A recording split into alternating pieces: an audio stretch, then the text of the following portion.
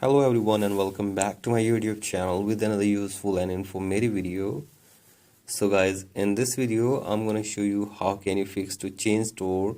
You must first cancel your Apple Music subscription. So guys, if you're trying to change your country or region on your Apple device and you're unable to do this and you get this message again and again, here I will show you how can you fix it and how can you change your country or region on your Apple device.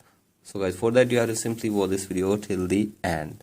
So guys, first of all, go back to your home screen and now open settings in your device and tap on your profile, and from here tap on subscriptions and wait here for some seconds. So guys, from here you have to simply cancel all your unpaid subscriptions from here. So guys, if there is any unpaid subscription on your device, then you have to simply cancel it, and after this check if the problem is fixed or not. And if the problem is still there, then you have to simply go to your settings again and now open your Apple ID again, and from here you have to simply go to your payment and shipping option. So guys, go to your payment and shipping, and from here you have to simply delete your payment method for one time. So guys, simply delete your payment method, and from here you have to scroll it below and tap on sign out and sign out your Apple ID for one time as well. So guys, do this, and after this restart your device as well.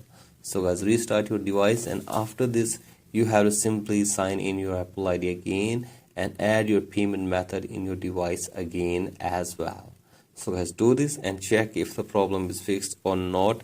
And if the problem is still there, then you have to simply open any browser and search here for support.apple.com. So guys, here it is, and from here select your device and now scroll it below all the way, and from here you have to simply tap on get support.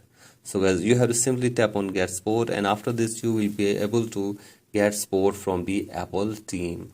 So guys, you have to simply explain your problem in a brief way to the Apple team, and hopefully they will try to fix this problem for you within 24 hours.